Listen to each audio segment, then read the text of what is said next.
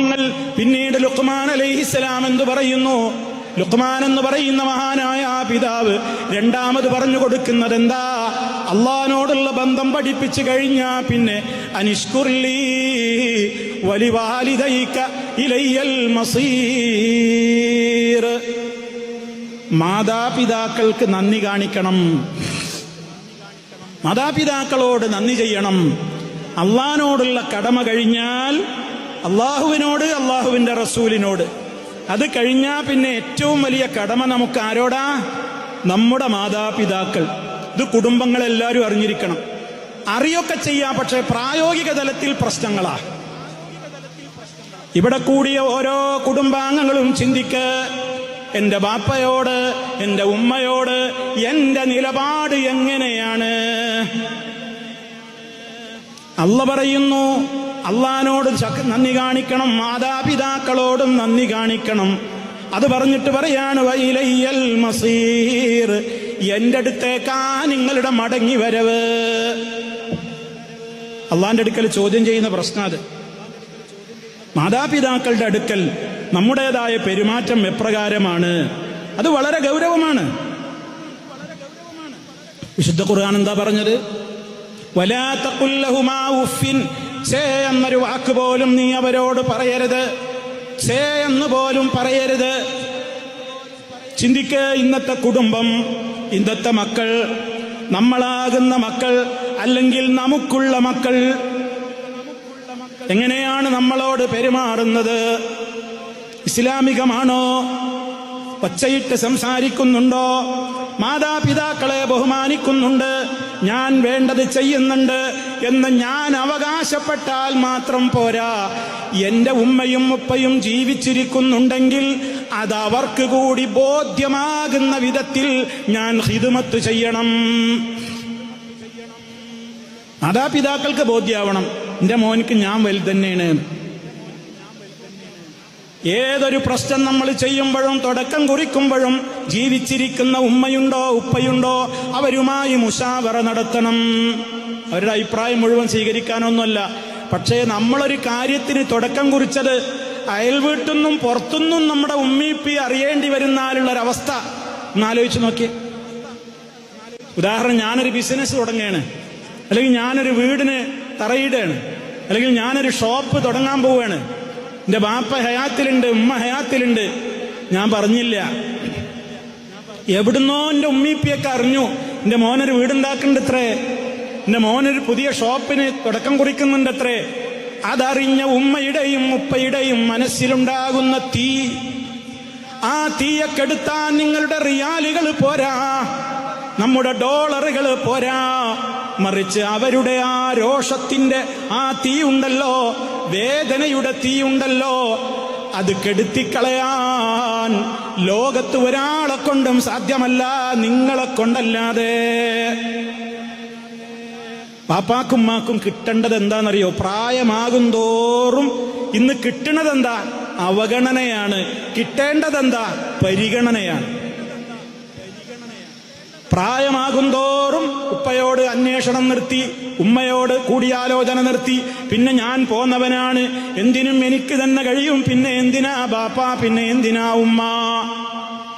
അങ്ങനെ ഏതെങ്കിലും ഒരാണിനോ പെണ്ണിനോ തോന്നിക്കഴിഞ്ഞാൽ അയാളുടെ ജീവിതത്തിന്റെ അധോഗതിയുടെ 1-ാം തീയതി അവിടെ മുതൽക്കാണ്. അതുകൊണ്ട് മാതാപിതാക്കൾക്കുള്ള പരിഗണന ഏറെ പ്രധാനമാണ്. ഛേ എന്ന വാക്ക് പോലും പറയരുത്. അള്ളാഹുവിന്റെ കൽപ്പനക്ക് എതിരാവാത്തിടത്തോളം കാലം അവരെന്ത് പറഞ്ഞാലും അനുസരിച്ചോളണം. മറിച്ച് റബ്ബിന് എതിരായ കാര്യം അവര് പറഞ്ഞാലോ അനുസരിക്കാനും പാടില്ല. ലുഖ്മാൻ മോനോട് പറഞ്ഞു കൊടുത്തതാ, മോനെ, പാപ്പിയമ്മയൊക്കെ നിന്നോട് അള്ളാഹ്ക്ക് വെറുപ്പുള്ള കാര്യം ചെയ്യാൻ പറഞ്ഞാ ചെയ്യണ്ട, അതല്ലാത്ത കാര്യങ്ങളിലൊക്കെ അനുസരിക്കണം. ഇന്നിന്റെ വീടുകൾ എങ്ങനെയാണ്? മാതാപിതാക്കൾ മക്കൾക്ക് ഖിദ്മത്ത് ചെയ്യുന്ന ഒരു കാലം. വീടുകളിൽ ആൺകുട്ടികളുണ്ട്, പെൺകുട്ടികളുണ്ട്. ഉമ്മ അടുക്കളയിലും വീടിന്റെ പരിസരങ്ങളിലുമായി കഷ്ടപ്പെടുകയാണ്. ഉമ്മ കഷ്ടപ്പെടുന്ന കാര്യം ഇവിടെ ആൺമക്കളും പെൺമക്കളും കാണുകയാണ്. ഞങ്ങൾക്ക് പഠിക്കാനുണ്ട്, ഞങ്ങൾക്ക് മറ്റ് തിരക്കുകളുണ്ട് എന്ന് പറയുന്നു. ഒരു വീട്ടിലെ ഉമ്മ രാവിലെ 4 മണിക്കോ 3:30ക്കോ അടുക്കളയിൽ അങ്ങ് കയറിയാൽ പിന്നെ രാത്രി 12 മണി വരെ അടുക്കളയിൽ തളച്ചിടപ്പെട്ട് കുടുംബത്തിലെ മെമ്പർമാർക്കെല്ലാമുള്ള ഖദ്ദാമയായി വർത്തിക്കുകയാണ്. ഖാദിമത്തായിട്ടൊരു ഉമ്മ വീട്ടിൽ നിലനിൽക്കേണ്ടവരാണോ? ഉമ്മമാരത് ചെയ്യും, നമുക്കൊക്കെ പരിചയമില്ലേ, നമ്മളൊക്കെ ഉമ്മമാരത് ചെയ്യും, ഒരിക്കലും മടിയൊന്നുമില്ല. പക്ഷേ സാലറി ഇല്ലാത്ത ജോലിയാണത്, പഞ്ചിങ് ഇല്ലാത്ത ജോലിയാണത്, അതിന് ഡ്യൂട്ടി ടൈമില്ല, അതിന് സാലറി ഇല്ല. പക്ഷേ എത്ര മക്കളത് കണ്ടറിയുന്നുണ്ട്. അവർക്ക് അവരുടെ സമയത്ത് കിട്ടിയിട്ടില്ലെങ്കിൽ അവരുടെ മുഖം മാറും, അവരുടെ സ്വരം മാറും, അവരുടെ പെരുമാറ്റം മാറും, അവരൊച്ച വെക്കും, അവർ നന്ദികേടിന്റെ വാക്ക് പറയും. ഉമ്മ നിന്റെ ഖാദിമത്തല്ല, ഉമ്മ നിന്റെ ആദരവിന് അർഹയായ പൊന്നുമ്മയാണ്, പൊന്നു ഉപ്പയാണ്. അവരിങ്ങനെ കഷ്ടപ്പെടുന്നത് കാണുമ്പോൾ ഞാൻ അവരെ സഹായിക്കാതെ ഇരിക്കുകയാണെങ്കിൽ ഞാൻ അവരോട് ചെയ്യുന്ന അപരാധമാണത്. അതേ അവസരത്തിൽ എനിക്കാരുമില്ലല്ലോ സഹായത്തിന് എന്ന് പരിഭവപ്പെടുകയും നമ്മളോട് സഹായം തേടുക ചെയ്തിട്ട് പോലും നമ്മളൊന്ന് അനങ്ങുന്നില്ലെങ്കിൽ അത് വൻപാപമാണ്. ഇത് മക്കൾക്ക് കൊടുക്കേണ്ട മെസ്സേജാണ്, ഇത് മക്കൾക്ക് കൊടുക്കേണ്ട മെസ്സേജാണ്. അന്ത്യനാളിന്റെ അടയാളം പറഞ്ഞ് പണ്ഡിതന്മാര് പറയുന്നുണ്ട്, ഉമ്മാര് മക്കൾക്ക് ഹിദമത്തെടുക്കേണ്ടി വരുന്നൊരവസ്ഥ. വാസ്തവത്തിൽ പ്രായമായാൽ ഉമ്മക്കും ബാപ്പക്കും മക്കളല്ലേ ഹിദമത്ത് അങ്ങോട്ട് ചെയ്തു കൊടുക്കേണ്ടത്. അപ്പൊ ഇതൊക്കെ നമ്മൾ പഠിപ്പിച്ചു കൊടുക്കണം, മനസ്സിലാക്കണം. അതേ അവസരത്തിൽ ഉമ്മയുടെ കൂടെ പലപ്പോഴും ഉമ്മയോ ഉപ്പയോ ഏത് പ്രവർത്തനങ്ങൾ ചെയ്യുകയാണെങ്കിലും അതിന്റെ കൂടെ ഒന്ന് പോയി നിന്നു കൊടുക്കുന്നത് പോലും അവർക്ക് എന്തൊരു സന്തോഷമാണ്, അല്ലേ? നേരെ മറിച്ച് നമ്മളവരെ മൈൻഡ് ചെയ്യാതെ നമുക്കൊക്കെ ചെയ്തു തരേണ്ടവളെന്നെ നിന്റെ വാപ്പിയും മീന്ന് ഏതെങ്കിലും ആൺകുട്ടിയും പെൺകുട്ടിയും വിചാരിക്കുന്നുണ്ടെങ്കിലോ തെറ്റല്ലേ അത്? ഇന്നത്തെ കാലഘട്ടം അങ്ങനെ പോവുകയാണ്. ആലോചിക്കണം. അപ്പൊ മാതാപിതാക്കളുടെ മനസ്സ് വേദനിപ്പിക്കാതെ, എന്നാൽ അല്ലാഹു സുബ്ഹാനഹു വ തആല പൊറുക്കാത്ത, അവൻ വെറുക്കുന്ന ഏതെങ്കിലും ഒരു കാര്യം മക്കളോട് മാതാപിതാക്കൾക്ക് പറയാൻ അവകാശമുണ്ടോ? അവകാശമില്ല. പറഞ്ഞാലോ അനുസരിക്കേണ്ട ബാധ്യതയുമില്ല. അത് വേറെ വിഷയമാണ്. അള്ളാനെ വെറുപ്പിച്ചിട്ട് ഉമ്മാനെയും ബാപ്പാനെയും സുഖിപ്പിക്കേണ്ട ഒരാവശ്യമില്ല. അതേ അവസരത്തിൽ അല്ലാത്ത നിലക്കുള്ള എല്ലാ പെരുമാറ്റങ്ങളും നന്നാക്കണം. ഇതാണ് രണ്ടാമത് ആ ബാപ്പ മകനോട് പറയുന്നത്. മൂന്നാമത്തെ വിഷയം എന്താ? യാ ബുനയ്യ ഇന്നഹാ ഇൻ തകു മിസ്ഖാല ഹബ്ബത്തിൻ മിൻ ഖർദൽ. നമ്മുടെ ജീവിതത്തിന്റെ സൂക്ഷ്മതയാ പറഞ്ഞു കൊടുക്കുന്നത്. നമ്മളും നമ്മുടെ കുടുംബത്തിലെ ഓരോ മെമ്പറും മനസ്സിലാക്കേണ്ട കാര്യമാണ്. ഒരു കടുക് തരിയോളം വലുപ്പത്തിലുള്ള ഒരു കാര്യം, ഒരു കടുക് തരി കറുകറുത്ത പാറക്കെട്ടിലുണ്ടെങ്കിൽ ആകാശങ്ങളിലോ ഭൂമിയിലോ എവിടെയുമാണെങ്കിൽ ആയിക്കോട്ടെ, അവിടെയുള്ള ഒരു കടുക് തരി അല്ലെങ്കിൽ ഒരു ചെറിയ കാര്യം പോലും അള്ളാഹു അത് പരലോകത്ത് കൊണ്ടുവരും എന്ന് പറഞ്ഞാൽ എന്താ അതിന്റെ അർത്ഥം? അള്ളാനെ അറിയാതെ, അള്ള കേൾക്കാതെ, അള്ള അറിയാതെ നിനക്കൊന്നും ചെയ്യാൻ കഴിയില്ല. നന്മ ചെയ്താലും കാണും, തിന്മ ചെയ്താലും കാണും. അത് നമ്മുടെ ജീവിതത്തെ ശുദ്ധീകരിക്കുവാനുള്ള പാഠമാണ്.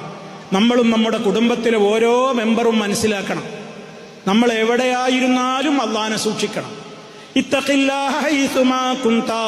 നീ എവിടെയാണെങ്കിലും അള്ളാനെ സൂക്ഷിക്കണേ, എവിടെയാണെങ്കിലും അള്ളാനെ സൂക്ഷിക്കണം. അത് നമ്മളെ വാപ്പിയമ്മയും കാണുന്നുണ്ടെങ്കിലും, പരിചയക്കാരുടെ ഇടയിലാണെങ്കിലും, നാട്ടിലാണെങ്കിലും, അല്ല വിദേശത്ത് ജോലിയിലാണെങ്കിലും, മറുനാട്ടിൽ പഠനത്തിന് പോയതാണെങ്കിലും, പ്രവാസികളുടെ മക്കളൊക്കെ അധികകാലം നമ്മുടെ കൂടെ ഉണ്ടാവില്ല. അവരൊക്കെ വിദേശങ്ങളിൽ പഠിക്കാൻ പോകും, ഹോസ്റ്റലുകളിൽ പോകും, പല നാടുകളിൽ പഠനത്തിന് നമ്മൾ പറഞ്ഞേക്കും. ആ മക്കൾ അപ്പോഴും നമ്മുടെ പാതയിൽ നിന്ന് തെറ്റിപ്പോകാതിരിക്കാൻ ഈ ആയത്താണ് പഠിപ്പിച്ചു കൊടുക്കേണ്ടത്. എവിടെ പോയിട്ടും കാര്യമില്ല, എന്ത് ചെയ്തിട്ടും കാര്യമില്ല. അള്ളാഹ് അറിയാതെ, കാണാതെ, അവൻ നോക്കാതെ, അവൻ അറിയാതെ ഒന്നും ചെയ്യാൻ കഴിയൂലട്ടോ. പരലോക കോടതിയിൽ റബ്ബത് കൊണ്ടുവരും. റഹ്മാനായ റബ്ബറിയാതെ ഒന്നും ചെയ്യാനാവില്ല. റബ്ബിനെ പേടിക്കണേ. അവൻ ലത്തീഫാണ്, അവൻ ഖബീറാണ്. അള്ളാന്റെ 2 നാമങ്ങൾ കൂടി ചേർത്തുകൊണ്ട് ലുഖ്മാൻ മകന് പഠിപ്പിച്ചു കൊടുക്കുകയാണ്. നമ്മൾ പഠിപ്പിച്ചു കൊടുത്തോ? നമ്മൾ പഠിച്ചോ? എന്തുകൊണ്ട് തെറ്റ് ചെയ്തുകൂടാ? നാട്ടുകാരറിയും. എന്തുകൊണ്ട് തെറ്റ് ചെയ്തുകൂടാ? ഉമ്മ അറിയും. എന്തുകൊണ്ട് തെറ്റ് ചെയ്തുകൂടാ? ബാപ്പ അറിയും. അതാണോ മാനദണ്ഡം? അല്ല. ഇവരാരുമില്ലാത്തടത്ത് ഞാൻ ഒറ്റക്കാണെങ്കിലും എന്റെ റബ്ബെന്നെ കാണുന്നുണ്ടല്ലോ. ഇന്നല്ലാഹ കാന അലൈക്കും റഖീബാ. അല്ലാഹ് നിങ്ങളുടെ മേൽ നിരീക്ഷകനായിട്ടുണ്ട്. അത് ഉറച്ചാണ് വിശ്വസിച്ചാൽ പിന്നെ ഞാൻ എവിടെ പോയാലും പഴക്കൂല. ആ വിശ്വാസമില്ലെങ്കിലോ ഞാൻ പഴക്കും. അതുകൊണ്ട് ഇത് ഗൗരവത്തോടെ ആ ബാപ്പ മകനോട് പറഞ്ഞു കൊടുക്കുകയാണ്, മോനെ, ജീവിതത്തിൽ മുഴുവനും നല്ല തഖ്വ വേണം. ഇന്ന് നമ്മുടെ പെൺമക്കളുടെ സ്ഥിതി എന്താണ്? ആൺമക്കളുടെയും പെൺമക്കളുടെ വേഷവിധാനം. പ്രവാസികളെ നിങ്ങൾ ആലോചിക്കൂ. നിങ്ങളുടെ കൂടെയുള്ള പ്രായപൂർത്തിയായ പെൺകുട്ടികൾ, നാട്ടിലുള്ള പെൺമക്കൾ, അവരുടെ വേഷം എന്താണ്? അള്ളാഹു പൊരുത്തപ്പെടുന്നതാണോ?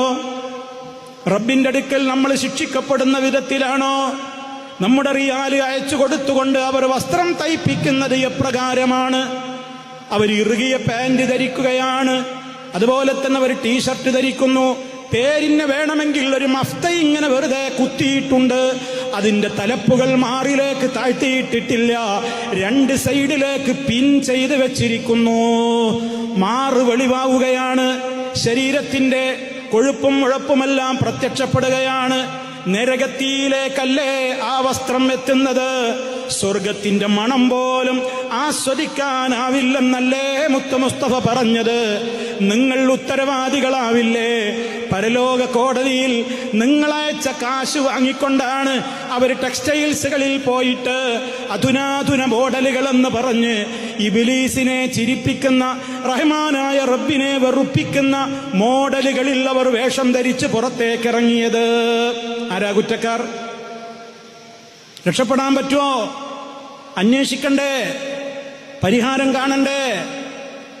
അതിന് പരിഹാരം കാണാതെ ഇപ്പോഴത്തെ കുട്ടികളുടെ ട്രെൻഡാണത് എന്നൊക്കെ പറയുന്നത് ഒരു ന്യായീകരണവുമല്ല. മറിച്ച് റബ്ബിന്റെ കോടതിയിൽ 1-ാം പ്രതി നമ്മൾ തന്നെയായിരിക്കും.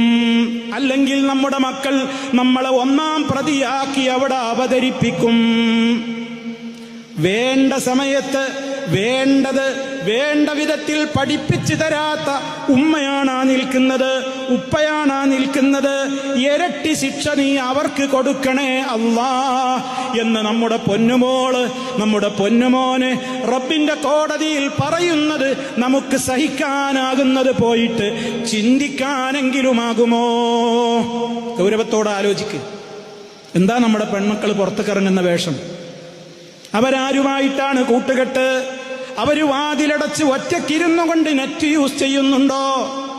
അവര് പഠനാവശ്യാർത്ഥമാണ്, പ്രൊജക്റ്റിലാണ് എന്നൊക്കെ പറഞ്ഞിട്ട് അവര് ഒറ്റക്കിരിക്കുന്നുണ്ടോ? ഉപ്പമാരെ, ഉമ്മമാരെ, നിങ്ങൾ ശ്രദ്ധിക്കാറുണ്ടോ?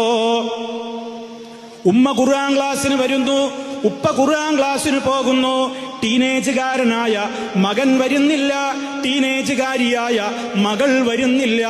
നമ്മളാവട്ടെ, അവര് പറഞ്ഞു ഞങ്ങൾക്ക് ഒരുപാട് പ്രൊജക്റ്റ് വർക്കുകളുണ്ട്, ഒരുപാട് പഠിക്കാനുണ്ട്, ഞങ്ങളില്ലെന്ന് പറഞ്ഞപ്പോ നമ്മളും സമ്മതം കൊടുത്തു. എന്താ സംഭവിക്കാൻ പോകുന്നത്? ആ ഒരൊറ്റ മണിക്കൂർ ഖുർആൻ ക്ലാസ്സിന് നിങ്ങളുടെ മോനോ മോളോ വന്നിരുന്നത് കൊണ്ട് 1 മാർക്ക് പോയിട്ട് 1/2 മാർക്ക് പോലും കുറയൂല. നിങ്ങൾക്ക് റബ്ബിൽ തവക്കുലുണ്ടോ? വമൻ യത്തഖില്ലാഹ യജ്അൽ ലഹു മഖ്റജാ വയർസുഖുഹു മിൻ ഹൈസു ലാ യഹ്തസിബ് വമൻ യതവക്കൽ അലല്ലാഹ് ഫഹുവ ഹസ്ബുഹു ഇന്നല്ലാഹ ബാലിഗു അംരിഹി ഖദ് ജഅലല്ലാഹു ലികുല്ലി ശൈഇൻ ഖദ്റാ. അല്ലാഹുവിന്റെ ഖുർആനാ. അള്ളാഹിനെ സൂക്ഷിക്കുന്നുണ്ടോ? നിങ്ങൾ തോൽക്കൂല. അത് നിങ്ങൾക്ക് ആ ഉറപ്പ് വേണം. നിങ്ങളുടെ മക്കൾക്ക് ആ തവക്കുല് വേണം. 1 മണിക്കൂർ ഖുർആൻ ക്ലാസ്സിന് വന്നിരുന്നത് കൊണ്ട് 1 മാർക്കും കുറയൂല. കാരണം നീ പരീക്ഷ എഴുതുമ്പോ, ക്വസ്റ്റ്യൻ പേപ്പർ കയ്യിൽ കിട്ടുമ്പോ ഉത്തരം നിന്റെ മനസ്സിൽ തോന്നിപ്പിക്കേണ്ടത് റഹ്മാനായ അള്ളാഹുവാണ്. ആ അള്ളാഹുവിനെ പ്രീതിപ്പെടുത്തുന്ന കാര്യങ്ങൾ ചെയ്തതിന്റെ പേരിൽ നിന്റെ പരീക്ഷയിൽ 1/4 മാർക്ക് പോലും മോനെ മോളെ നിനക്ക് നഷ്ടപ്പെടൂലെന്ന് പറഞ്ഞിട്ട് ആ മക്കളെയും കൂടെ കൂട്ടിയിട്ട് ഖുർആനിന്റെ ദർസിലേക്ക് കൊണ്ടുപോകാൻ ഈ ഫാമിലി കോൺഫറൻസിൽ വന്നു ചേർന്നിരിക്കുന്ന ഒരൊറ്റ ഉപ്പാക്കും ഉമ്മാക്കും ഇനി ഒരു വൈമനസ്യവും ഉണ്ടാകാൻ പാടില്ല. അവിടെ നമ്മുടെ വിജയം. അതാണ് ഞാൻ തുടക്കത്തിൽ പറഞ്ഞത്. കുടുംബസമേതം കേട്ടില്ലെങ്കിൽ കുറച്ചു കാലം കഴിയുമ്പോൾ നിങ്ങൾ കൗൺസിലർമാരെ അന്വേഷിച്ച് നടക്കേണ്ടി വരും. കൗൺസിലിങ്ങിന് ആളെ തേടി അന്വേഷിച്ച് നടക്കേണ്ടി വരും. എന്താ പ്രശ്നം? എന്താന്നറിഞ്ഞൂടെ ഓള് പറഞ്ഞൊന്നും കേൾക്കുന്നില്ല, എന്താന്നറിഞ്ഞൂടെ ഓന്റെ മുഖവും ഭാവവും മട്ടൊക്കെ ഇപ്പൊ മാറിയിട്ടുണ്ട്. എന്താ പ്രശ്നം? ഒരു വേള അവൻ പലതിനും അഡിക്റ്റായി പോയിട്ടുണ്ട്, അവൻ ലഹരിയിൽ പെട്ടുപോയിട്ടുണ്ട്, അവൻ വഴിവിട്ട സെക്സിൽ പെട്ടുപോയിട്ടുണ്ട്, അവിഹിതമായ ചാറ്റിങ്ങുകളിൽ പെട്ടുപോയിട്ടുണ്ട്, അവിഹിതമായ ബന്ധങ്ങളിൽ അവൻ പെട്ടുപോയിട്ടുണ്ട്, ഏതൊക്കെയോ ഗെയിമുകളിൽ അവൻ പെട്ടുപോയിട്ടുണ്ട്, ലക്ഷങ്ങളുടെ കടബാധ്യത അവൻ വരുത്തി വച്ചിട്ടുണ്ട്. എന്താണ് തടസ്സമായി വന്നത്? എന്താണ് കാരണമായി വർത്തിച്ചത്? നിങ്ങളുടെ ശ്രദ്ധക്കുറവെന്ന് തന്നെയാണെന്ന് ഓരോ രക്ഷിതാവും ഇവിടെ വെച്ച് കൃത്യമായി പഠിച്ചേക്കണം. എന്നിട്ട് മക്കളെ രക്ഷപ്പെടുത്തണം. ഇങ്ങനെയൊക്കെ നോക്കിയാൽ എന്താ മക്കൾ പഴക്കൂലേ? പഴക്കാം. നൂഹ് നബി അലൈഹിസ്സലാം 950 കൊല്ലം ജനങ്ങളോട് ലാ ഇലാഹ ഇല്ലല്ലാഹ് പറഞ്ഞിട്ട് സ്വന്തം രക്തത്തിൽ പറഞ്ഞ ഒരു മോൻ പഴച്ചിട്ടാ മരിച്ചുപോയത്. അത് അള്ളാന്റെ പ്രത്യേകമായ തീരുമാനമാണ്. അതിന് നമുക്ക് നിവൃത്തിയില്ല. പരലോക കോടതിയിലെത്തിയാൽ ഉപ്പമാരെ ഉമ്മമാരെ റഹ്മാനായ റബ്ബ് നമ്മളോട് നീത പറഞ്ഞിട്ട് എത്ര പേരെ നന്നാക്കാൻ നിനക്ക് പറ്റി എന്ന് അള്ള ചോദിക്കൂല. മറിച്ച് നീ എത്ര പേരുടെ കാതിലേക്ക് ഈ സത്യത്തിന്റെ സന്ദേശം നീ പറഞ്ഞുകൊടുത്തു എന്ന ചോദ്യം എന്നോടുമുണ്ടാകും, നിങ്ങളോടുമുണ്ടാകും. അവിടെ തകരാറ് വരാൻ പാടില്ല. നമ്മളെ കടമ നമ്മൾ നിർവഹിക്കണം. നന്നാവലും നന്നാവാതിരിക്കലൊന്നും നമ്മുടെ കഴിവുപ്പെട്ടതല്ല. അത് അള്ളാനോട് പറയാ, ദുആ പറയണേ. നമ്മളെന്നെ നന്നാവോന്ന് നമുക്കറിയില്ലല്ലോ, എങ്ങനെ മരിക്കാന്നറിയില്ലല്ലോ. അതിനല്ലേ നമ്മളിങ്ങനെ തേടുന്നത്. തവഫനി മുസ്ലിമായി മരിപ്പിക്കണേ, വഅൽഹിഖ്നി ബിസ്സാലിഹീൻ, സ്വർഗത്തിൽ സാലിഹീങ്ങളുടെ കൂടെ ചെന്നു ചേരാൻ തൗഫീക്ക് തരണേന്ന്. അപ്പൊ ഇതാണ് പ്രധാനപ്പെട്ട മറ്റൊരു കാര്യം. മൊബൈൽ ഉപയോഗിക്കുന്ന കാലമാണ്. അതിലൂടെ ഒരുപാട് ചതിക്കുഴികളിൽ ചെന്ന് വീഴുന്ന കാലമാണ്. സ്കൂളുകളിലാണെങ്കിൽ സ്കൂളുകളിൽ മക്കൾ പോകുമ്പോ നമുക്ക് നല്ല ശ്രദ്ധ വേണം. നമ്മളെ കയ്യിൽ കുറഞ്ഞ മണിക്കൂറേ ഉള്ളൂ. നമ്മുടെ കയ്യിൽ കുറഞ്ഞ മണിക്കൂറേ ഉള്ളൂ. അധിക സമയവും കലാലയങ്ങളിലാണ്. ഇപ്പൊ നമ്മുടെ നാട്ടിലൊരു ഡാൻസ് വരാൻ പോവുകയാണ്. സ്കൂളുകളിലൊക്കെ ഇനി നമ്മുടെ ഗവൺമെന്റ് ഇനി ഒരു ഡാൻസ് നടപ്പിലാക്കാൻ പോവുകയാണ്. എന്തിനാ പ്രശ്നം? ലഹരി കുട്ടികൾക്കിടയിൽ പടരാതിരിക്കാൻ. ഈ ലഹരി പടരുന്നത് എന്തുകൊണ്ടാണത്രേ അവർ കണ്ടെത്തിയ കാരണം? കുട്ടികളിലൊക്കെ ഒരുതരം സ്ട്രെസ്, വിഷാദ രോഗം. അപ്പൊ ആ രോഗം ഉണ്ടാവാനുള്ള കാരണം എന്താ? കുട്ടികൾക്ക് അവരുടെ മനസ്സിൽ നല്ല ടെൻഷൻ ഫ്രീ ആയി കിട്ടണം. ടെൻഷൻ ഫ്രീ ആകാൻ എന്താ വേണ്ടത്?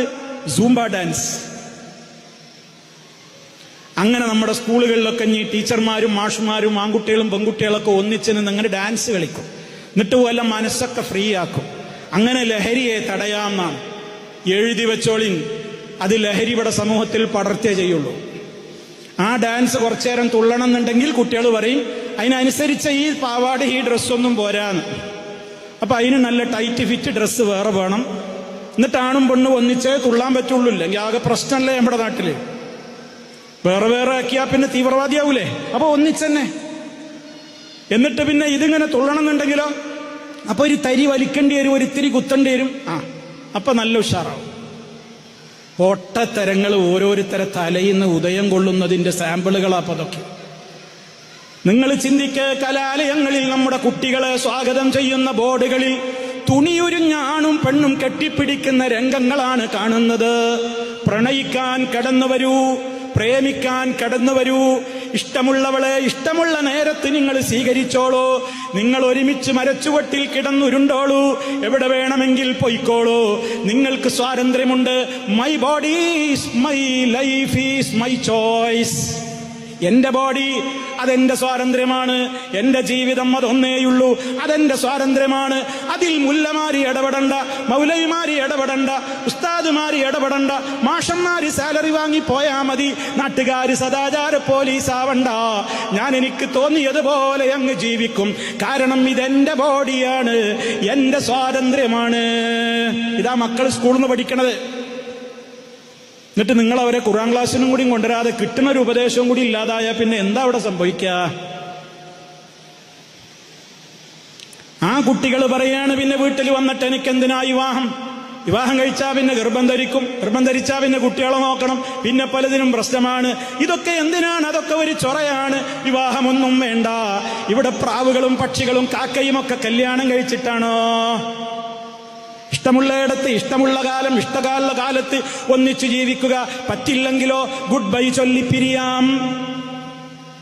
എന്തൊരു നല്ല ഫ്രീ സെക്സ്, എന്തൊരു നല്ല രൂപത്തിലുള്ള ജീവിതം. ഇത്ര നല്ല ഒരു ജീവിതത്തെയാണോ ഈ മൗലവിമാര് പറഞ്ഞു മുടക്കുന്നത്? അതാ ഇന്നത്തെ കാലം. അതുകൊണ്ട് ഈ ആയത്ത് ശരിക്ക് മക്കളെ പഠിപ്പിച്ചോ. തീർന്നില്ല. ലുഖ്മാൻ അലൈഹിസ്സലാം പിന്നെ പറഞ്ഞു കൊടുക്കുന്നത് എന്താ? അഖിമിസ്സലാ, മോനെ നിസ്കാരം കൃത്യമായി നിലനിർത്തണേ. അത് പറയുമ്പോ ബാപ്പാക്കും വേണമല്ലോ ഉത്തരവാദിത്വം. ഈ പറയുന്നതൊക്കെ ബാപ്പാക്ക് മക്കളോട് പറയണമെന്നുണ്ടെങ്കിൽ, ഉമ്മക്ക് മക്കളോട് പറയണമെന്നുണ്ടെങ്കിൽ, ഞാൻ ആദ്യം 2 കവിതാശകലങ്ങൾ പറഞ്ഞില്ലേ, അതാദ്യം നമ്മുടെ ജീവിതത്തിൽ നമുക്കാദ്യം ഉണ്ടാകണം. നിസ്കാരത്തിന്റെ കാര്യത്തിൽ നമ്മുടെ ശ്രദ്ധ എത്രത്തോളമുണ്ട്? നമ്മൾ എത്ര നിസ്കരിക്കുന്നത്? ജമാഅത്തിന്റെ കാര്യത്തിൽ കണിശതയുണ്ടോ? നിസ്കാരത്തിന്റെ കാര്യത്തിൽ തന്നെ അതിന്റെ നിയമങ്ങൾ അറിയാമോ? ഫർള് നിസ്കാരങ്ങളിൽ എന്തൊക്കെ ചൊല്ലണം എന്ന് അറിയാവുന്ന എത്ര പേരുണ്ട്? പോകട്ടെ, ഉമ്മയോ ബാപ്പയോ മരണപ്പെട്ടാൽ ഒന്ന് ജനാസ നിസ്കരിക്കാൻ ഇമാമത്ത് നിസ്കരിക്കണമെങ്കിലോ അറിവുള്ള എത്ര പേര് നമ്മുടെ കൂട്ടത്തിലുണ്ട്? സ്വന്തത്തോട് ചോദിക്ക്. മയ്യത്ത് നിസ്കരിക്കാൻ ഒരുപാട് ആൾക്കാർ ഇമാമൊക്കെ നിൽക്കാൻ ധൈര്യം കാണിക്കും. എന്താ കാരണം എന്നറിയോ? അതിൽ ഉറക്ക ചൊല്ലണ്ട. റെഡിയാ, മയ്യത്ത് നിസ്കരിക്കാൻ ഞാൻ കയറി. ഓനക്കൊന്നും ചൊല്ലാൻ അറിയില്ല. മോനായിട്ടൊന്നും ഒരു കാര്യമില്ല. ഓനത് പഠിച്ചിട്ടില്ല, പഠിപ്പിച്ചിട്ടുമില്ല. അവിടെ കയറിന്ന് സുഖമായിട്ട് 4 അല്ലാഹു അക്ബർ ഉറക്കെ പറയേണ്ടുള്ളൂ. ഇതുകൊണ്ട് കാര്യമുണ്ടോ? ഇവിടെ കൂടിയിരിക്കുന്ന ഓരോ രക്ഷിതാക്കളും അവരോട് മക്കളോട് ചോദിക്ക്, മോനെ മോളെ, ഇന്ന് ബാപ്പയോ ഉമ്മയോ ആയ മങ്ങൾ മരണപ്പെട്ട് കഴിഞ്ഞാൽ ജനാസ നിസ്കരിക്കുമ്പോ ഒന്നാമത്തതിൽ ഫാത്തിഹ, രണ്ടാമത്തതിൽ സ്വലാത്ത്, മൂന്നാമത്തതിൽ ചൊല്ലേണ്ട ആ പ്രത്യേകമായ ദുആയുണ്ടല്ലോ, എന്റെ മോനെ മോളെ നീ അതൊന്ന് ചൊല്ലാമോ? മക്കൾ നിന്നങ്ങനെ പരുങ്ങും. അവരിങ്ങനെ പരുങ്ങുമ്പോ നമ്മളും പരുങ്ങും. എന്താ പ്രശ്നം എന്നറിയോ? തെറ്റിയപ്പോ പറഞ്ഞു കൊടുക്കാൻ ബാപ്പാക്കും പറ്റണില്ല, ഉമ്മാക്കും പറ്റണില്ല. ഇതിനാ ഫാമിലി കോൺഫറൻസുകൾ നടത്തുന്നത്. പഠിച്ചു വെച്ചോ, ഇന്ന് നമ്മൾ മരിച്ചു കഴിഞ്ഞ് നമ്മുടെ മക്കൾ അലമുറയിട്ട് കരഞ്ഞതുകൊണ്ടൊന്നും ഒരു പ്രയോജനവുമില്ല. നമുക്ക് വേണ്ടി നിസ്കരിക്കാൻ ധൈര്യമുള്ള മക്കളുണ്ടോ? ആണുണ്ടോ? പെണ്ണുണ്ടോ? തെറ്റുകൂടാതെ ജനാസ നിസ്കരിക്കാൻ, അർത്ഥം അറിഞ്ഞുകൊണ്ട് റബ്ബിനോടൊന്ന് കരഞ്ഞു പറയാൻ ആലോചിക്ക്. നമ്മളത് പഠിപ്പിച്ചോ?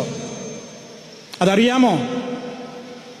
ഒരു ഇംഗ്ലീഷ് പോയമോ അതല്ലെങ്കിൽ ഒരു പോയട്രിയോ തെറ്റുകൂടാതെ പറയാൻ സാധിച്ചിട്ടില്ലെങ്കിൽ അടിക്കുന്ന രക്ഷിതാക്കളെ, നിങ്ങൾ ഖബറിലേക്ക് പോകാൻ നേരത്ത് നിങ്ങൾക്ക് വേണ്ടി ചെയ്യാവുന്ന ജനാസ നിസ്കാരം തെറ്റുകൂടാതെ അറിയുമോ എന്നെങ്കിലും നിങ്ങൾ ചോദിച്ചോ?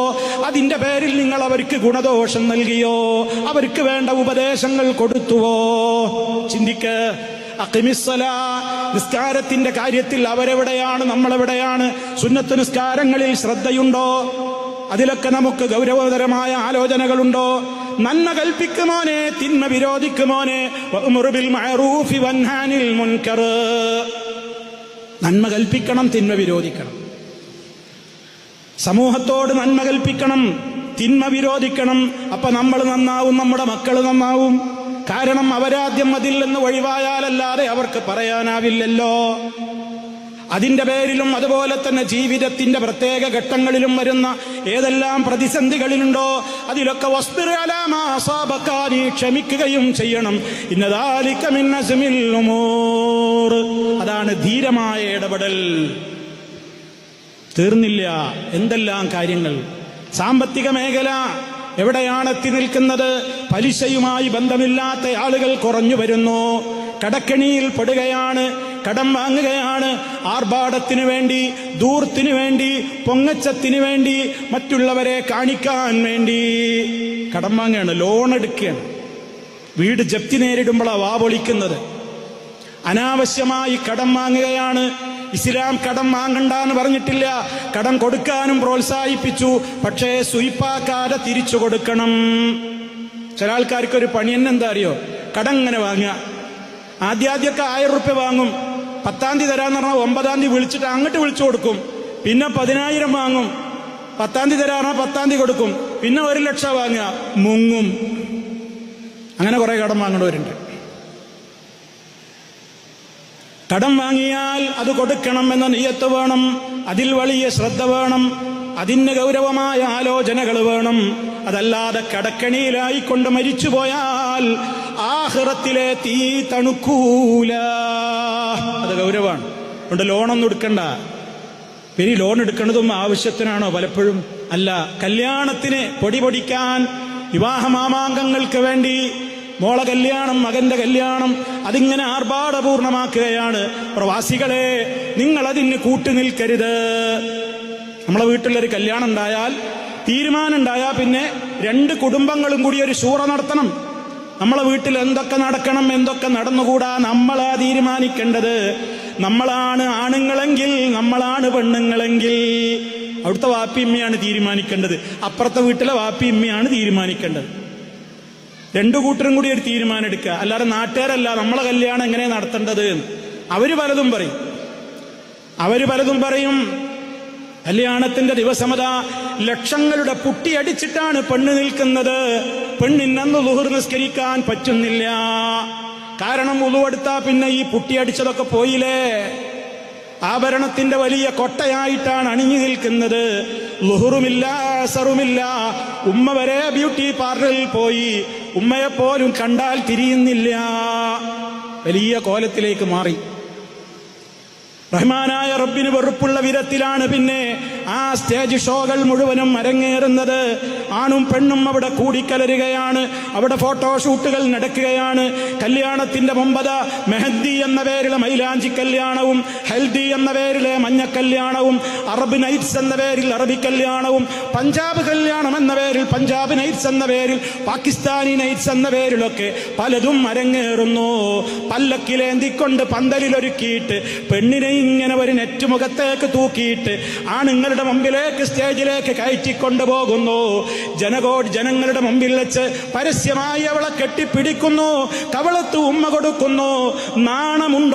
നാണമുണ്ടോ മുസ്ലിം സമുദായമേ? അറപ്പ് തോന്നുന്നില്ലേ? വെറുപ്പ് തോന്നുന്നില്ലേ ഇതൊക്കെ കണ്ടിട്ട്? എന്നിട്ട് ബാപ്പാന്ന് പറയുന്ന ഒരു മൊയന്ത് മാറി ഇങ്ങനെ നിൽക്കുന്നുണ്ടാവും. എന്താ ചെയ്യല്ലേ ഇപ്പോഴത്തെ കുട്ടികളൊരു കാര്യം എന്ന് പറഞ്ഞു. എടാ, നീയല്ലേ പണം ചെലവഴിക്കുന്നത്? നിന്റെ കാശ് കൊണ്ടല്ലേ ഈ കൂത്താടുന്നത്? നിന്റെ കാശ് കൊണ്ടല്ലേ ഈ ദൂർത്തടിക്കുന്നത്? ചോദിക്കാൻ നിനക്ക് ധൈര്യവും ചങ്കൂറ്റവും ഇല്ലെങ്കിൽ ബാപ്പയാണെന്ന് പറഞ്ഞിട്ട് പിന്നെ അവിടെ നിൽക്കരുത്, ഇറങ്ങിപ്പോയിക്കോളണം.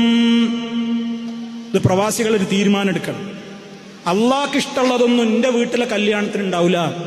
അതന്നെ തീരുമാനം. അതാ തീരുമാനം. പെണ്ണ് കാണാൻ പോകുമ്പോൾ മിഠായി കൊടുക്കുന്നത് ക്രൈനിൽ മിഠായി കൊടുക്കുക. വല്ലാത്തൊരു വയറാണ് ഈ പെണ്ണിന്റെ വയറ്. മിഠായി കൊടുക്കുകയാണ്.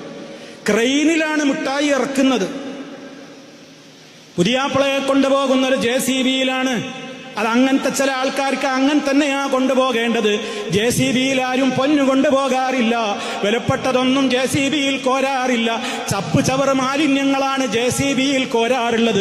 ചില ആളുകൾക്ക് തോന്നാണ് ഞാൻ JCBയിലെ ചവറായിരിക്കേണ്ട പുതിയാപ്പിളയാണ്. ഓലങ്ങനെ പോയിക്കോട്ടെ, നിങ്ങൾ പോണ്ട, നിങ്ങളെ മക്കളും പോണ്ട. ഈ മേഖലയിലൊക്കെ അഴിഞ്ഞാട്ടങ്ങളാണ്. ഇത് പറയാതെ നിവൃത്തിയില്ല. എന്നിട്ട് നമ്മളിങ്ങനെ നിന്നു കൊടുക്കുക, നമ്മളവിടുത്തെ ആളാണെന്ന് പറയാ. ഒരു വോയിസും ഇല്ലേ? ഇത് നമുക്കുണ്ടാകാൻ പാടില്ല. നന്മയുടെ കാര്യത്തിൽ, തിന്മകളെ തടയുന്ന കാര്യത്തിൽ അവിടെ നമുക്ക് നല്ല ക്ഷമ വേണം. റഹ്മാനായ റബ്ബിനെയാണ് അവിടെ പ്രാധാന്യപൂർവം കാണേണ്ടത്. ദാമ്പത്യ ജീവിതത്തിൽ വിശുദ്ധിയാണ് നിലനിൽക്കേണ്ടത്. ആളുകളോടുള്ള പെരുമാറ്റങ്ങളിൽ ഏറ്റവും നല്ല മെച്ചപ്പെട്ട സ്വഭാവശുദ്ധിയാണ് നമുക്കുണ്ടാവേണ്ടത്. കാരണം നമ്മുടെ ജീവിതത്തിൽ ദുആ ദിക്റുകൾ പതിവാക്കിക്കൊണ്ടേയിരിക്കണം. അതിലൂടെയാണ് നമുക്ക് എല്ലാ രംഗത്തും വിശുദ്ധി നേടാൻ കഴിയുക. രാവിലെ ഉണർന്ന് രാത്രി ഉറങ്ങും വരെ ചൊല്ലേണ്ട ദിക്റുകളൊക്കെ മനപ്പാടമുള്ള എത്ര പേര് ഈ സദസ്സിലുണ്ട് കുടുംബങ്ങളെ? ഇല്ലെങ്കിൽ നിങ്ങൾ പഠിക്കണം, അർത്ഥം പഠിക്കണം, ആശയം പഠിക്കണം, ചൊല്ലിയേ പറ്റൂ. അത് ചൊല്ലുമ്പോൾ നല്ല മാറ്റമുണ്ടാകും. എല്ലാവരും അത് ചൊല്ലണം. കാരണം എന്തിനാണെന്നോ, മരിക്കുമ്പോൾ നല്ല നിലക്ക് മരിക്കണം, നല്ല കാഴ്ച കണ്ട് മരിക്കണം. മരണം എവിടെ വെച്ചും പിടികൂടാം. അതിന് രോഗം വേണമെന്നില്ല, ഒന്നും വേണമെന്നില്ല. എവിടെ വെച്ച് മരിച്ചാലും ഈമാനോടെ മരിക്കാൻ സാധ്യമാകണം. ദുൽഹജ്ജ് മാസാ വരുന്നത്. അള്ളാഹ്ക്ക് ഏറ്റവും ഇഷ്ടപ്പെട്ട 10 ദിനങ്ങൾ, ദിവസങ്ങൾ ഏറ്റവും ഇഷ്ടപ്പെട്ടതാകുമ്പോ ആ ദിവസങ്ങളിൽ ചെയ്യുന്ന സൽക്കർമ്മങ്ങളോടും റബ്ബിന് വലിയ ഇഷ്ടം, ചെയ്യുന്ന ആളുകളോടും അള്ളാഹുവിന് വലിയ ഇഷ്ടം. അള്ളാഹു തൗഫീക്ക് ചെയ്യട്ടെ. നമ്മളെയൊക്കെ ആ ദുൽഹജ്ജിനെ ആദരിക്കുന്നവരിൽ നമ്മെ ഉൾപ്പെടുത്തട്ടെ. നല്ല പ്രവർത്തനങ്ങൾ ചെയ്ത് വിശ്വാസ വിശുദ്ധി നേടി, കർമ്മവിശുദ്ധി നേടി, സാമ്പത്തിക വിശുദ്ധി നേടി, ലൈംഗിക വിശുദ്ധി നേടി, സ്വഭാവ വിശുദ്ധി നേടി മരിക്കാൻ കാത്തിരിക്കുക. അള്ളാഹു നമുക്ക് തൗഫീക്ക് പ്രദാനം ചെയ്യട്ടെ. അങ്ങനെ കുടുംബം ഒന്നിച്ചു പോണം നമുക്ക് സ്വർഗത്തിലേക്ക്. റഹ്മാനായ റബ്ബിന്റെ തൗഫീക്ക് ഉണ്ടാവട്ടെ. ചില ഗൈഡൻസ് മാത്രമേ നൽകാൻ സാധിച്ചിട്ടുള്ളൂ. പരന്ന വായനയും പരന്ന കേൾവിയും നിങ്ങളുടെ ഭാഗത്തു നിന്ന് ഇനിയും ഉണ്ടാകണം. നിങ്ങൾ പഠിക്കണം. ഇവിടെയുള്ള സംരംഭങ്ങളുമായി നിങ്ങൾ ചേർന്ന് നിൽക്കണം. റിയാദിലെ ഇവിടെയുള്ള പ്രവർത്തകന്മാർ, ഞാൻ തുടക്കത്തിലേ പറഞ്ഞു, ഖുർആൻ ദർസുകളുണ്ട്, ഹദീസ് ക്ലാസുകളുണ്ട്, വിജ്ഞാന വേദികളുണ്ട്, ദൗറകളുണ്ട്, ചരിത്ര പഠന ക്ലാസുകളുണ്ട്, മദ്രസ ക്ലാസുകളുണ്ട്, മറ്റുള്ള എല്ലാ സംവിധാനങ്ങളുമുണ്ട്. നിങ്ങൾ തയ്യാറാണോ? നിങ്ങൾ ഇവരുമായി സഹകരിച്ച് ഈ ഒരു മേഖലയിൽ പഠനങ്ങൾ നിങ്ങൾ കൂടുതലായി നടത്തി നന്മയുടെ വക്താക്കളാവുക. തിന്മയോട് എല്ലാ അർത്ഥത്തിലും വിട്ടുനിൽക്കുക. റഹ്മാനായ റബ്ബ് നമുക്കെല്ലാം തൗഫീക്ക് പ്രദാനം ചെയ്യുമാറാകട്ടെ. മാരകമായ രോഗങ്ങളിൽ നിന്ന് നമ്മെ കാത്ത് രക്ഷിക്കുമാറാകട്ടെ. അവൻ ഇഷ്ടപ്പെടുന്നവരിൽ നമ്മയെല്ലാം ഉൾപ്പെടുത്തി അനുഗ്രഹിക്കുമാറാകട്ടെ. നമ്മിലെ രോഗികൾക്ക് അല്ലാഹു ശിഫ നൽകുമാറാകട്ടെ. നമ്മിൽ നിന്ന് മരണപ്പെട്ടു പോയവർക്ക് മഗ്ഫിറത്തും റഹ്മത്തും നൽകി അനുഗ്രഹിക്കുമാറാകട്ടെ. റബ്ബന തഖബ്ബൽ മിന്നാ ഇന്നക അൻതസ് സമീഉൽ അലീം. അല്ലാഹുമ്മ ജഅൽ ഹാദൽ ബലദ ആമിനൻ മുത്മഇന്ന വസായിറ ബിലാദിൽ ആലമീൻ. ربنا اغفر لنا ذنوبنا وكفر عنا سيئاتنا وتوفنا مع الأبرار والحمد لله رب العالمين. والسلام عليكم ورحمة الله وبركاته.